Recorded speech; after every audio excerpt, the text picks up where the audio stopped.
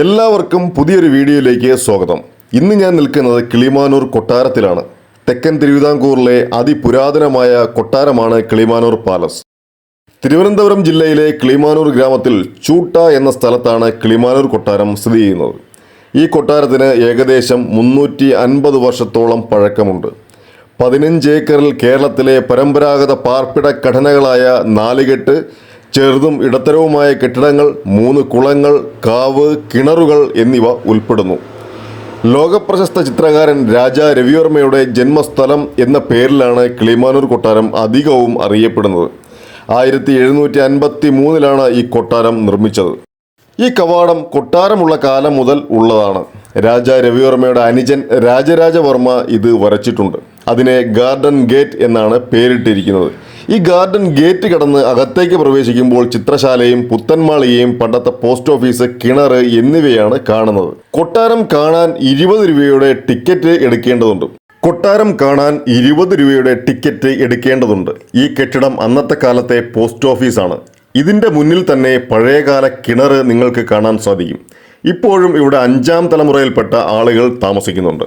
നിങ്ങൾ ഈ കാണുന്നതാണ് രാജാ രവിവർമ്മയുടെ ചിത്രശാല. രാജാ രവിവർമ്മയുടെ സ്പർശനമേറ്റ സ്ഥലം. ഇവിടേക്ക് കടക്കുമ്പോൾ തന്നെ നല്ലൊരു എനർജി നമുക്ക് ഫീൽ ചെയ്യും. ഇവിടെ ഇരുന്നാണ് ഈ കാണുന്ന ചിത്രങ്ങളൊക്കെ വരച്ചിരിക്കുന്നത്. ഈ കാണുന്ന ചിത്രങ്ങൾ ഒറിജിനൽ അല്ല കേട്ടോ, പകർപ്പാണ്. ഒറിജിനൽ ചിത്രങ്ങൾ അതൊക്കെ വെച്ചിരിക്കുന്നത് തിരുവനന്തപുരം ശ്രീചിത്ര ആർട്ട് ഗാലറിയിലാണ്.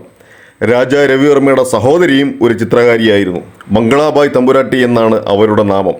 പണ്ടുകാലത്ത് ഉപയോഗിച്ചുകൊണ്ടിരുന്ന സംഗീതോപകരണങ്ങൾ, വാള്, പരിച എന്നിവ കാണാൻ സാധിക്കും. ചിത്രകലയിലെ രാമലക്ഷ്മണന്മാർ എന്നാണ് രാജാ രവിവർമ്മയും അദ്ദേഹത്തിൻ്റെ അനിയനെയും അറിയപ്പെട്ടിരുന്നത്.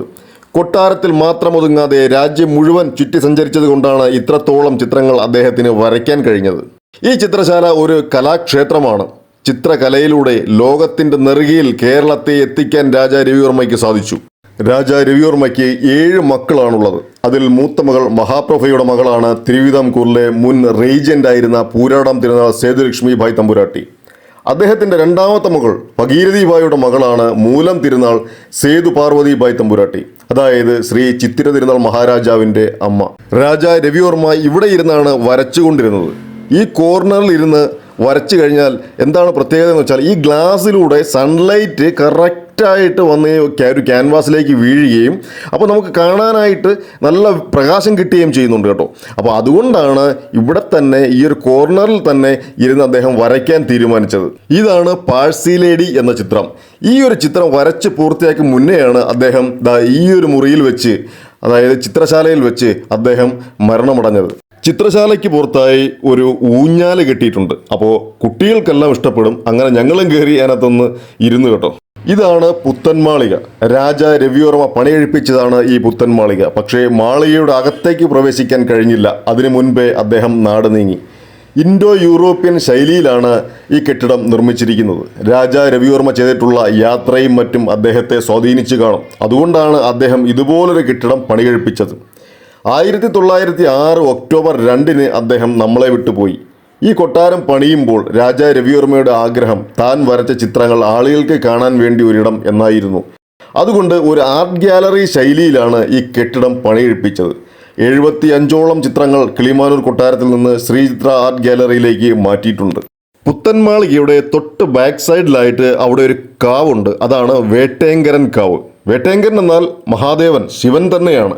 കിരാതഭാവത്തിലുള്ള മഹാദേവൻ പാർവതീ സമേതനായിട്ടാണ് ഇവിടെ കുടികൊള്ളുന്നത്. ഈ കൊട്ടാരത്തിൽ 2 കാവുകളുണ്ട്. ഒന്ന് വേട്ടേങ്കരൻ കാവും 2 യക്ഷിയമ്മയുടെ കാവും. ഇവിടെ ഒരു ആൽമരമുണ്ട്. പണ്ട് വേട്ടേങ്കരൻ അപ്പനെ തൊഴുതിട്ട് രാജാ രവിവർമ്മയുടെ അമ്മ ഉമാബായി തമ്പുരാട്ടി ഈ ആൽമരത്തിന് ചുറ്റും വലം വയ്ക്കുമായിരുന്നു. ഒരു ദിവസം പെട്ടെന്ന് എന്തോ വന്ന് വീഴുന്നത് പോലെ തോന്നി പേടിച്ചുപോയി. ഭയം കൊണ്ട് പനി പിടിച്ചു. അങ്ങനെ മരുന്നും മന്ത്രവും ഒക്കെയായി കഴിഞ്ഞ ആ അമ്മ മന്ത്രവാദികളെയും ജ്യോത്സ്യരെയും ഒക്കെ വിളിച്ച് പ്രശ്നം വെച്ച് നോക്കിയപ്പോൾ യക്ഷിയമ്മയുടെ സാന്നിധ്യം കണ്ടു. ശരീരത്ത് നിന്ന് ഒഴിഞ്ഞു പോകാൻ കൂട്ടാക്കാത്ത യക്ഷിയമ്മ ഒടുവിൽ പറഞ്ഞു, ഒഴിഞ്ഞു പോകാം. അങ്ങനെ ഒഴിഞ്ഞു പോകുന്നതിന് മുൻപ് ഒരു വരം ചോദിക്കാൻ തമ്പുരാട്ടിയോട് പറഞ്ഞു. നിനക്ക് സമ്പത്ത് വേണോ അതോ സന്തതി വേണോ എന്ന് യക്ഷിയമ്മ തമ്പുരാട്ടിയോട് ചോദിച്ചു.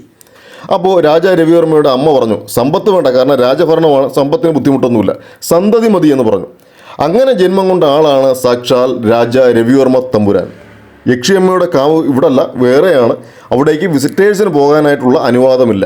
കൊട്ടാരത്തിലുള്ളവർക്കേ പോകാൻ സാധിക്കൂ. പക്ഷേ കൊട്ടാരത്തിലുള്ളവരുടെ പെർമിഷൻ മേടിച്ചു കഴിഞ്ഞാൽ നിങ്ങൾക്കും അവിടേക്ക് പോകാനായിട്ട് സാധിക്കും. കാവും കൊട്ടാരവും ഒക്കെ പഴമ ഒട്ടും ചോരാതെ തന്നെ കാത്തു സൂക്ഷിക്കുന്നുണ്ട്. ഇവിടം ഷൂട്ടിങ്ങിനൊക്കെ പറ്റിയ ഒരു ലൊക്കേഷനാണ്. 1752 കിളിമാനൂർ കൊട്ടാരത്തിന് പുതിയ ഭരണ ചുമതല നൽകി.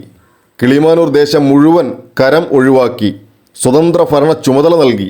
കപ്പം കൊടുക്കണ്ട, കരം പിരിച്ചുപയോഗിക്കാം. മാർത്താണ്ഡവർമ്മയുടെ അച്ഛൻ വീരരാഘവവർമ്മ കിളിമാനൂർ കൊട്ടാരത്തിലെയാണ്.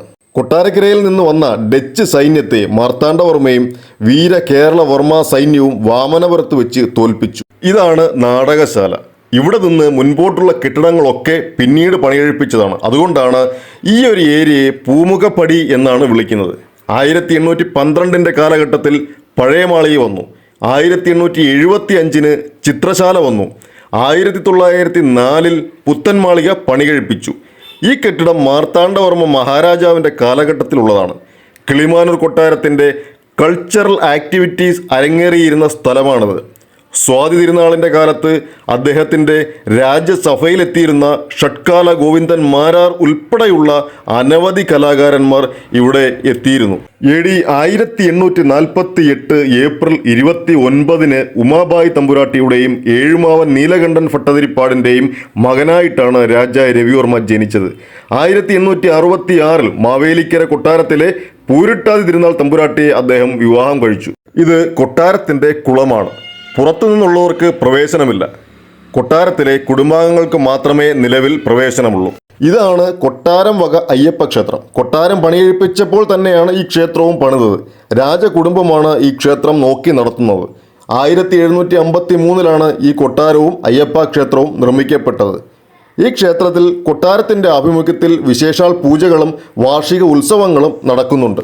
ഇന്നത്തെ ഞങ്ങളുടെ യാത്ര ഇവിടെ അവസാനിക്കുകയാണ്. കൂടുതൽ കാഴ്ചകളും വിശേഷങ്ങളുമായി we will come back. So thanks for watching. Stay tuned.